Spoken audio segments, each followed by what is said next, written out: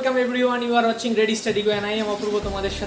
আমি তোমাদের সাথে ডিসকাস করব বিভিন্ন রকম কম্পিটিটিভ এক্সামে আসা মোস্ট ইম্পর্টেন্ট আর ডাউটফুল টপিকগুলি একদম সহজ সরল ভাষায় একদম হাতে ধরে তোমাদেরকে আমি শেখাবো। সায়েন্স হোক, জিএস হোক, ম্যাথ হোক, রিজনিং হোক, তাছাড়া আরও অন্যান্য এডুকেশন রিলেটেড যে সমস্ত টপিকগুলিতে তোমাদের নানান রকম ডাউট থাকে সেই সমস্ত টপিকগুলোকেই একদম হাতে ধরে সহজ সরল ভাষায় শেখানোর জন্য রয়েছে আমি অপূর্ব তোমাদের সাথে। তো আজকে তেমনই আমি আরও একটি অত্যন্ত ইন্টারেস্টিং টপিক নিয়ে আলোচনা করতে চলেছি আমার এই ক্লাসটিতে। তো চলো আর দেরি না করে, ক্লাসটিতে তোমরা হয়তো ছবি দেখেই বুঝে গেছো এখানে আমি আমার ক্লাসটিতে ওপরে তোমরা হেডলাইন্সও দেখতে হবে, যেটিতে সম্প্রতি চলা রেলওয়ে যে গ্রুপ ডি এক্সাম হচ্ছে সেখানে যে মিরর বা দর্পণ থেকে যে সমস্ত কোয়েশ্চেনগুলো আসছে সেই কোয়েশ্চেনগুলো নিয়ে আজকে তোমাদের সাথে আমি ডিসকাস করব। দর্পণ থেকে আসা ম্যাক্সিমাম টাইপের যে সমস্ত কোয়েশ্চেনগুলি আসে সেগুলো একটু ডিপে হোক বা একদম সহজ সহজ কোয়েশ্চেন হোক, তোমরা আশা করি এই ক্লাসটি করলে ম্যাক্সিমাম টু ম্যাক্সিমাম কোয়েশ্চেন এই ক্লাসটির মাধ্যমে অ্যাটেন্ড করে আসতে পারবে। তো শুরু থেকে শেষ পর্যন্ত ক্লাসটি দেখবে, কেউ স্কিপ করে চলে যাবে না। আমার বলা প্রত্যেকটি কথা আর আমার দেখানো প্রত্যেকটি ড্রয়িং মেটেরিয়ালস প্রত্যেকটি তোমাদের অত্যন্ত হেল্পফুল হবে গ্রুপ ডি এক্সামে। তো আশা করি সকলে খুব ভালো করে দেখবে। চলো, তো প্রথমেই দেখো আমি এখানে চারটে ডায়াগ্রাম ড্র করেছি। তোমরা ডায়াগ্রামগুলো দেখতে পাচ্ছ, এগুলো একটা হচ্ছে দর্পণের ছবি, এগুলো কিন্তু লেন্স না, এগুলো হচ্ছে একটা দর্পণের ছবি। তো এখানে যে আমি যে দর্পণগুলোকে এখানে ড্র করেছি এই সবগুলোই হচ্ছে অবতল দর্পণ, এই সবগুলো হচ্ছে অবতল দর্পণ। এগুলি তোমরা মনে রাখবে, ছবি ছবি দেখে মনে রাখতে হয়, বা মনে রাখতে পারো যে দর্পণের এই মধ্যভাগটা এরকম ঠিক এরকম চ্যাপটা, মানে এই দিক দিয়ে আলোক রশ্মি যাবে, যে দিকটা চ্যাপটা সেই দিকে গিয়ে আলোক রশ্মিটা পড়বে, সেটাই হচ্ছে অবতল দর্পণে। দেখো এই দিকটা চ্যাপটা, আলোক রশ্মি সব এদিকে গিয়ে পড়বে, এটা হচ্ছে অবতল দর্পণ। এক্ষেত্রেও দেখো, এটাতেও দেখো, এটাতেও দেখো। আর এক ধরনের দর্পণ হয় সেটা হচ্ছে উত্তল দর্পণ, আর আরও এক ধরনের দর্পণ হয় সেটা হচ্ছে সমতল দর্পণ, যেটা আমাদের বাড়িতে মানে যেটাকে আমরা আয়না বলি বেসিক্যালি, ওটা আমাদের সকলের বাড়িতে আশা করি আছে, তোমরা সবাই দেখেছো। তো আজকে আমি আমার এই ভিডিওতে উত্তল দর্পণ আর অবতল দর্পণ সম্পর্কে আলোচনা করবো, পরের ভিডিওতে আবার সমতল দর্পণ সম্পর্কে আলোচনা করে দেবো। তো চলো দেখা যাক। উত্তল দর্পণ, অবতল দর্পণ প্রথমে আমি তোমাদের সামনে ড্র করেছি একে। এবার দেখো অবতল দর্পণ ছবিটা তো দেখলে, অবতল দর্পণে এরকম ছবি দিয়ে কিছুই দেবে না যে অবতল দর্পণ কি। অবতল দর্পণে এই অবতল দর্পণের যে অংশগুলো আছে সেগুলোকে মনে রাখতে হয়। পরীক্ষায় কিন্তু ওই যে অবতল দর্পণের যে অংশগুলো সেগুলোর নামগুলো ইংরেজিতেও জিজ্ঞেস করা হয়। এবার আমি তোমাদের নামগুলো পরপর বলে দিচ্ছি। এইটা একটা অবতল দর্পণ। অবতল দর্পণ হচ্ছে ধরো এখানে একটা অবতল দর্পণ, একটা মানে একটা অবতল দর্পণ আর উত্তল দর্পণ, সেগুলো একটা বৃত্তর সাপেক্ষে কল্পনা করা হয়। ধরো এখানে একটা বৃত্ত আছে, এখানে পুরো একটা বৃত্ত ছিল, বৃত্তর এইটুকু বাদ দিয়ে দিয়ে এইটুকু একটা দর্পণের আকার নিয়ে নিয়েছে। বুঝতে পেরেছো? সব কটার ক্ষেত্রেই সেমই হবে।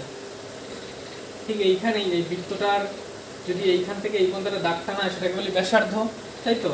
এটাকে বলি ব্যাসার্ধ। এইখানে আর নিশ্চয়ই এখানে বৃত্ত হয়েছে মানে এখানে একটা কেন্দ্র আছে, নিশ্চয়ই কেন্দ্র আছে, আর ওইটাই হচ্ছে সেই বৃত্তটার কেন্দ্র ছিল। আর যেটাকে আমরা তোমার এই যে লেন্সটা আছে লেন্সটারও কেন্দ্র ধরবো, কিন্তু লেন্সটার কি ধরবো? লেন্সটার ধরবো সি ধরবো, সেটাকে সি দ্বারা প্রকাশ করে, অর্থাৎ সেন্টার অফ কার্ভেচার, মনে থাকে যেন সেন্টার অফ কার্ভেচার বলে, অর সি। আর তারপরে এই যে বৃত্তর এই যে এটা তো পরিধি ছিল, আর এই পরিধির এখানে দেখো একটা দর্পণ তৈরি হয়েছে, অবতল দর্পণ। আর সেইখানে এই যে পরিধি বা এই যে এটাকে বলে মেরু বা পি ফর পোল। পোল মানে মেরু, মনে রাখবে, আমি যে ইংলিশ টার্মটা বলছি, পি ফর মেরু। আর দেখো এই সি অর্থাৎ সেন্টার অফ কার্ভেচার, আর এই যে পোল, এই সেন্টার অফ কার্ভেচার আর পোলের মাঝখানে যে দূরত্বটা আছে, এই দূরত্বটাকে যদি আমি এরকম হাফ করে দিই, এখানে যদি হাফ করে দিই তাহলে এইখানে একটা জিনিসের নাম হয়, এটা হচ্ছে ফোকাস। এর যে হাফটা আছে সেটা হচ্ছে ফোকাস। এইখানে যে তোমার এই লেন্সের যে ব্যাসার্ধটা আছে সেই ব্যাসার্ধটা হচ্ছে, ব্যাসার্ধের হাফটা হচ্ছে ফোকাস। আর এই হাফটুকুর এইটুকুর দৈর্ঘ্য এইটুকুর দৈর্ঘ্য হচ্ছে ফোকাস দৈর্ঘ্য বলে, মনে থাকবে। তাহলে দেখো এখান থেকে একটা সম্পর্ক পাওয়া যায়। এখানে যে টোটাল বৃত্তটা তৈরি হয়েছে, বক্রতা বৃত্তটার যে ব্যাসার্ধ আর সমান সমান আমরা লিখতে পারি 2f। যেহেতু আমরা এইখানে ফোকাস ধরেছি আর এইটুকু ফোকাস দৈর্ঘ্য, এটুকু f দ্বারা ধরলাম আর এটুকু f দ্বারা ধরলাম, তাহলে এই একটা f, এই একটা f, f যোগ f ইকুয়াল টু 2f, আর সমান সমান 2f। এটুকু আশা করি তোমরা বুঝতে পেরেছ। আর এই যে এই অক্ষটা আছে এটাকে বলে প্রধান অক্ষ, এটাকে বলে বক্রতা ব্যাসার্ধ। তেমনি প্রত্যেকটা লেন্সের ক্ষেত্রেও এক। এইটা হচ্ছে তোমার পোল, এইটা হচ্ছে ধরো এইটা একটা, এখানে একটা বৃত্ত কল্পনা করো, প্রত্যেকটার ক্ষেত্রে একই না, এটা একটা বৃত্ত কল্পনা করো। এখানে ধরো সেন্টার অফ কার্ভেচার বা কেন্দ্র, এইখানে তার মানে হাফে থাকবে ফোকাস। ঠিক এই ছবিটাতে একটা এই কেন্দ্র করো, তাহলে এইখানে থাকবে তোমার এফ, আর এখানে ধরো বৃত্তটার সেই সেন্টার ছিল, মানে কেন্দ্র ছিল, এখানে ধরো বৃত্তটা কল্পনা করো, আর এখানে হচ্ছে তোমার পোল, ঠিক এটাতেও সেম সেম সেন্টার, এটা হচ্ছে ফোকাস। তো দেখতে পেলে এই অংশগুলিও পরীক্ষা অনেক সময় জিজ্ঞেস করা হয়, কারণ পরীক্ষায় তোমাকে এরকম ফোকাস, পোল মানে মেরু বা সেন্টার অফ কার্ভেচার এগুলো জিজ্ঞেস করে সবসময় দেওয়া হয়।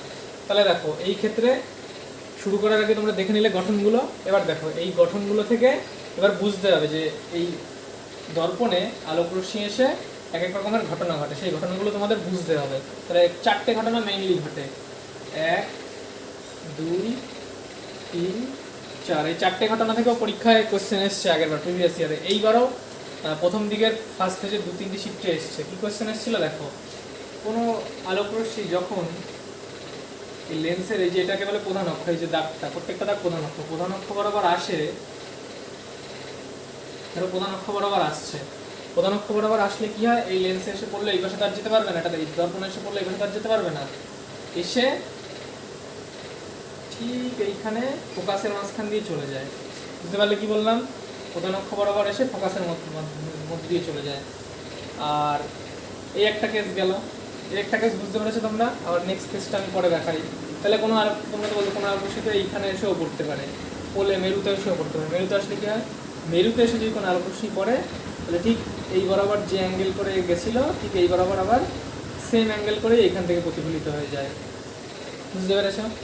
নেক্সট আর একটা কেস হয়, তাহলে কোনো আলোক রশ্মি তো আবার এরকমও আসতে পারে, ফোকাসের মধ্যে দিয়েও এসে দর্পণের গায়ে করতে পারে, তখন কি হয়, তখন আবার সেই প্রধান অক্ষ বরাবরই চলে যায়। প্রধান অক্ষ বরাবর আসলে ফোকাসের মধ্যে দিয়ে, ফোকাস বরাবর আসলে প্রধান অক্ষ বরাবর চলে যায়। এইগুলো দিয়ে কোশ্চেন জিজ্ঞেস করা আছে যে কোনো আলোক রশ্মি যে ফোকাসের মধ্যে দিয়ে গেলে কী ঘটনা ঘটবে, এগুলো দিয়ে এক কোশ্চেন করা আছে।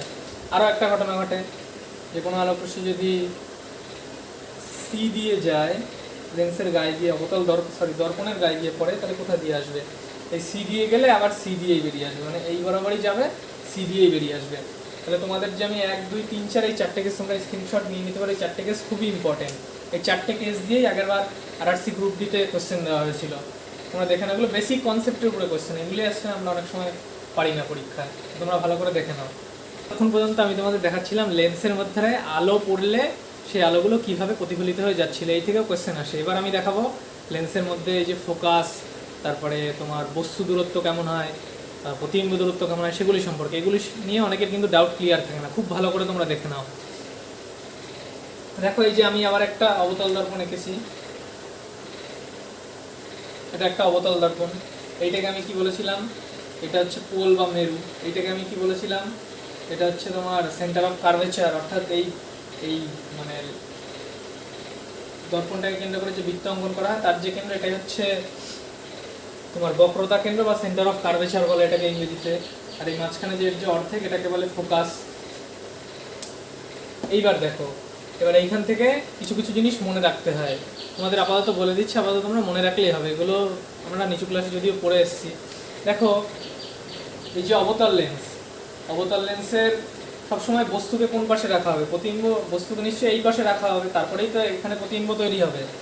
তাহলে আমরা বস্তুকে সবসময় এই পাশে রাখবো, যে কোনো বস্তুই হোক না কেন, আমরা মানুষও হতে পারে, আমরা তো এই পাশে থাকবো, তারপরে তো প্রতিবিম্ব করতে হবে। এই পাশে তো আমরা আসতে পারবো না, এই পাশে আসলে কেন প্রতিবিম্ব করতে, এই পাশে তো আয়নার পিছন দিকটা বা দর্পণের পিছন দিকটা।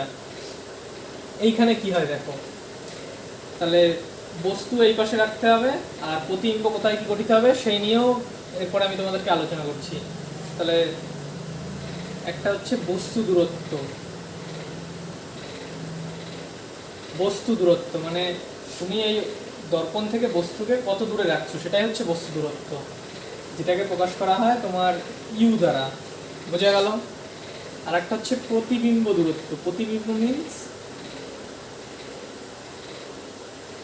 মানে হচ্ছে তুমি আয়নার সামনে গিয়ে দাঁড়ালে যেটা আয়নার ভিতরে যে তোমার যে নিজের ছবিটা দেখতে হবে ওটাই হচ্ছে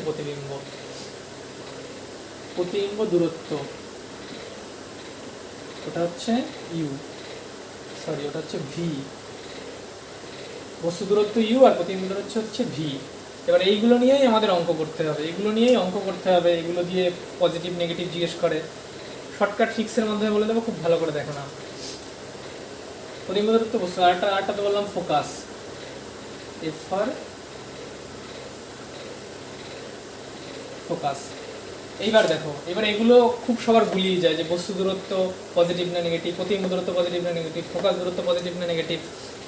তোমরা সবসময় মনে রাখবে লেন্সের ডান দিকে প্লাস, বাদিকে মাইনাস, ওপরে প্লাস। যে দর্পণের জিজ্ঞেস করা হয় যে প্রতিবিম্ব দূরত্ব আছে, বস্তু দূরত্ব আছে, এই দর্পণের প্রতিবিম্ব দূরত্ব বস্তু দূরত্ব কি হয়, পজিটিভ হয় না নেগেটিভ হয়? এক একটা দর্পণের ক্ষেত্রে একরকম হয়। তোমরা এইটারটা দেখে নাও, একটা শর্টকাট রুলস আছে, সবসময় মনে রাখবে লেন্সের ডান দিকে প্লাস, বাদিকে, এটা পাশে লিখে দিই তাহলে তোমরা ভালো বুঝতে পারবে, বাদিকে মাইনাস, উপরে প্লাস, নিচে মাইনাস। অর্থাৎ কোনো বস্তু দূরত্ব বা প্রতিবিম্ব দূরত্ব যদি লেন্সের বাদিকে, এটা তোমার বাদিকে থাকে তাহলে নেগেটিভ হবে মাইনাস, আর যদি ডান দিকে থাকে এই দর্পণের তাহলে কী হবে, পজিটিভ হবে। আর যদি ওপরে থাকে তাহলে তোমার পজিটিভ হবে, যদি নিচে থাকে তাহলে নেগেটিভ হবে। এই রুলসটাকে, এই যে এই নিয়মটা যে হয় এটাকে বলে কার্টেসিয়ান রুল। এটা অনেক সময় জিজ্ঞেস করা হয়, কার্টেসিয়ান রুল, যে কোন নিয়ম অনুযায়ী লেন্সের ওই যে প্রতিবিম্ব দূরত্ব বস্তু দূরত্ব পজিটিভ নেগেটিভ হয়, সেটাকে বলে কার্টেসিয়ান রুল। তোমরা এটাও মনে রাখবে। এইবার দেখো, এবার তোমরা বুঝে গেছো। এবার এক একটা দর্পণের ক্ষেত্রে এক এক রকমের নিয়ম হয়, এক একটা লেন্সের ক্ষেত্রে এক এক রকম নিয়ম হয়। তাহলে অবতল দর্পণের ক্ষেত্রে কি নিয়ম হয় এটা তোমরা মনে রেখে দেবে, যে তারপরে আমি বুঝিয়ে দিচ্ছি কেন হয়। অবতল দর্পণের ক্ষেত্রে অলওয়েজ ফোকাস দৈর্ঘ্য নেগেটিভ হয়। এই দেখো তোমরা এখানেই বুঝতে পারছো, লেন্সের বাদিকে আছে ফোকাস দৈর্ঘ্য, তাহলে অলওয়েজ নেগেটিভ। প্রতিবিম্ব দূরত্ব অবতল দর্পণে সর্বদা নেগেটিভ হয়। একটা ক্ষেত্রে পজিটিভ হতে পারে, কিন্তু ম্যাক্সিমাম এটাকে নেগেটিভই ধরে নেওয়া হয়। তোমরা এটা মনে রাখবে, নেগেটিভ হয় প্রতিবিম্ব দূরত্ব। আর বস্তু দূরত্ব তাহলে কি হয়? বস্তু দূরত্ব কি দেখতে পাচ্ছ? বস্তু নিশ্চয় অবতল দর্পণের বাদিকে রাখা হবে, যে বাদিকে বস্তু রেখেছি, এই বস্তু দূরত্ব সবসময় নেগেটিভ হয়। মানে অবতল দর্পণের ক্ষেত্রে যাই বলবে ম্যাক্সিমাম সবই নেগেটিভ বসিয়ে দেবা। বোঝা গেছে আমার কথা? অবতল দর্পণের ম্যাক্সিমাম ক্রাইটেরিয়া। এইবার দেখো, এবার এইগুলো দিয়েই তোমাদের এগুলো ডাইরেক্ট জিজ্ঞেস করা হয় যে অবতল দর্পণে বস্তু দূরত্ব কেমন হয়, অবতল দর্পণে প্রতিবিম্ব দূরত্ব কেমন হয়, অবতল দর্পণে ফোকাস দৈর্ঘ্য কেমন হয়, পজিটিভ হয় না নেগেটিভ হয়, এগুলো জিজ্ঞেস করতে পারে। দেখো এতগুলো কোয়েশ্চেন হয়ে গেল। নেক্সট এইবার এগুলোর উপরে এর 6টা কি 5টা কেস হয়। এবার এক একটা কেস আমি তোমাকে দেখাবো, যেগুলো পরীক্ষায় মেইনলি জিজ্ঞেস করা হয়। তোমাদের পড়তে হবে, মনে রাখবে, অবতল দর্পণ আর হচ্ছে উত্তল লেন্স।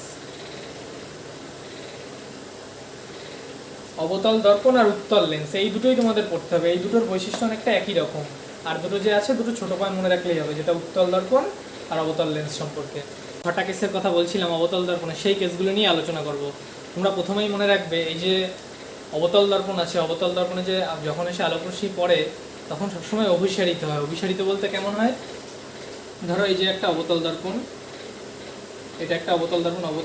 এই অবতল দর্পণে যখন আলোকরশ্মি এসে পড়বে, যেগুলো ধরো আলোকরশ্মি এসে পড়েছে, এটা অবতল দর্পণ ছিল, এটা দর্পণের পিছনের দিক, অভিসারিত হয়। মানে তোমার এরকম নির্দিষ্ট এক জায়গায় চলে আসে, মানে যতই আলোকরশ্মি আসুক এই যে অভিসারিত, নির্দিষ্ট এক জায়গায় চলে আসে, তাই একে অভিসারী দর্পণও বলা হয়। এটা তোমরা শর্টকাট মনে রেখে দেবে, অভিসারী দর্পণ, যেটাকে বলে কনভার্জ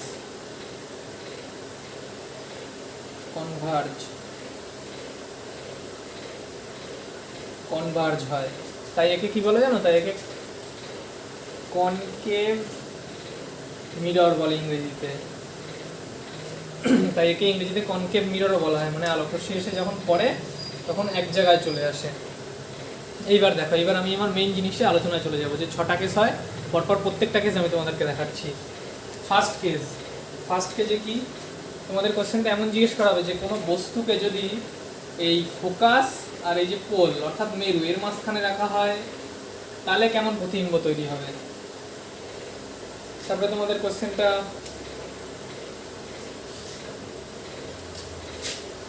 একটু দর্পণগুলো ভালো করে বুঝিয়ে দিই। এটা দর্পণের পিছন দিক, নাহলে এটাই অনেকে বুঝতে পারবে না যে কোন দিক দিয়ে আলোকরশ্মি আসছে, কোনটা কি। এটা দর্পণের পিছন দিক, ওই দিক থেকে কখনো আলোকরশ্মি আসলে কোনো প্রতিবিম্ব তৈরি হবে না। আলোকরশ্মি এই দর্পণের সময় বাদিক দিয়ে আসবে না। এবার হয়তো বোঝা যাচ্ছে। এই একটা কেস। এই ফোকাস আর পোলের মাঝখানে কোনো বস্তু থাকলে প্রতিবিম্ব কেমন হবে, প্রতিবিম্বের গঠন কেমন হবে। আর তারপরে এটা হতে পারে যে ফোকাসে থাকলে প্রতিবিম্বের গঠন কেমন হবে। আর একটা কেস হয় যে এই ফোকাস আর বক্রতা কেন্দ্র বা সেন্টার অফ কার্ভেচারের মাঝখানে বস্তু থাকলে কেমন হবে প্রতিবিম্ব, তার মানে গঠন কেমন হবে, আকৃতি কেমন হবে। আর একটা হতে পারে তোমার ফোকাস গেল, তারপর হচ্ছে সিতে থাকলে কেমন হবে। আর একটা হতে পারে সি থেকে মানে সি থেকে একটুখানি দূরে, ঠিক এরকম পজিশনে থাকলে কেমন হবে। আর একটা হতে পারে এই সি থেকে ধরো এরকম, আমি একটু বাড়িয়ে দিই, সি থেকে ধরো অনেক দূরে, অসীম দূরে, অসীম মানে তো বোঝো অসীম দূরে, ধরো এরকম জায়গায় আছে, এরকম জায়গায় বস্তুর, এটা ধরো বস্তু, এটা হচ্ছে বস্তু, আমি নীলটা দ্বারা বস্তু বুঝেছি, বস্তু থাকলে প্রতিবিম্বের আকৃতি কেমন হবে।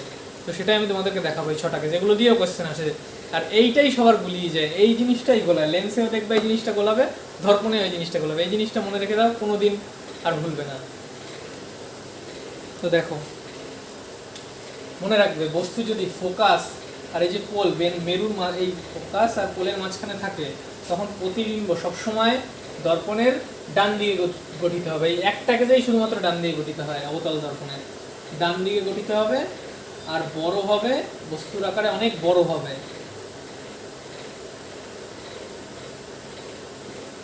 বৃহৎ হবে, তারপর হচ্ছে অসৎ হবে।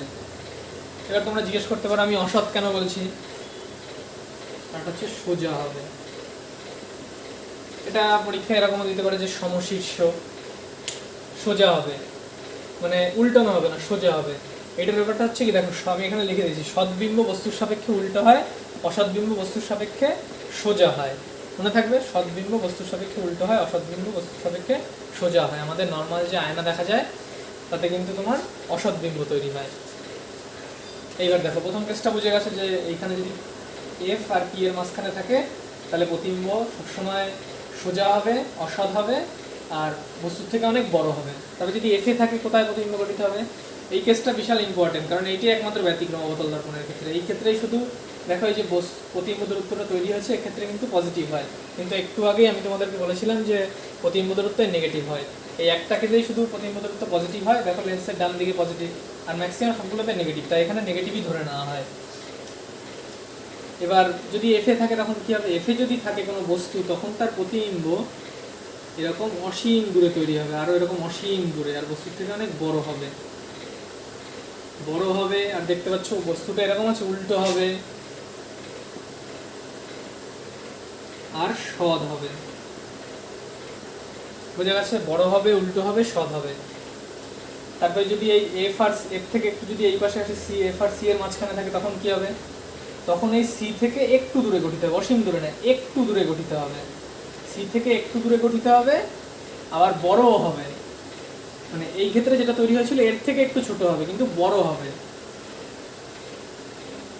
বড় হবে, মানে বস্তুর উচ্চতা যা আছে এই বস্তুর থেকে বড় হবে, প্রতিবিম্বের দৈর্ঘ্য বড় হবে। আর দেখতে পাচ্ছ এটা উল্টে গেছে, তার মানে সদ্বিম্ব হবে অলওয়েজ, আবার উল্টোও হবে, তোমরা দেখতেই পাচ্ছ। বুঝে গেল। এবার যদি কোনো বস্তু যদি সিতে থাকে, তখন কত দূরত্বে গঠিত হবে প্রতিবিম্ব, তখন এই সিতেই গঠিত হবে প্রতিবিম্ব, সিতেই গঠিত হবে। হ্যাঁ, এই ক্ষেত্রে এইটাও ভেরি ভেরি ইম্পর্টেন্ট। এই ক্ষেত্রে যেটা হবে, এই প্রতিবিম্বের যে উচ্চতাটা হবে সেইটা বস্তুর উচ্চতার সঙ্গে সমান হবে, এর জন্যই এটা এত ইম্পর্টেন্ট। এটা আমার দিন যে শিফটটা ছিল ওই দিন, ওই শিফটে এই কোশ্চেনটা জিজ্ঞেস করা হয়েছিল অবতল দর্পণ থেকে। বস্তুর উচ্চতার সমান হবে প্রতিবিম্বের উচ্চতা, প্লাস সৎ হবে, উল্টো দেখতে পাচ্ছ, উল্টো মানে কি, সদ্বিম্ব উল্টো, আর উল্টো হবে। বোঝা গেল এই কেসটা। এটা ছিল 1, এটা 2 নম্বর কেস, এটা 3 নম্বর কেস, এটা 4 নম্বর কেস। এবার 5 নম্বর কেস। 5 নম্বর কেসে কি, সি থেকে একটু দূরে বস্তু অবস্থিত, তখন প্রতিবিম্ব কেমন হবে, তখন প্রতিবিম্বটা এই সি আর এফ এর মাঝখানে হবে, আর এর থেকে ছোট হবে, এর থেকে ছোট হবে। দেখো যত আমরা লেন্স থেকে দূরে সরে যাচ্ছি, মানে সি থেকে যত সিতে গেছিলাম তত সমান ছিল, কিন্তু সি পর্যন্ত সমান ছিল, বস্তুর সমান।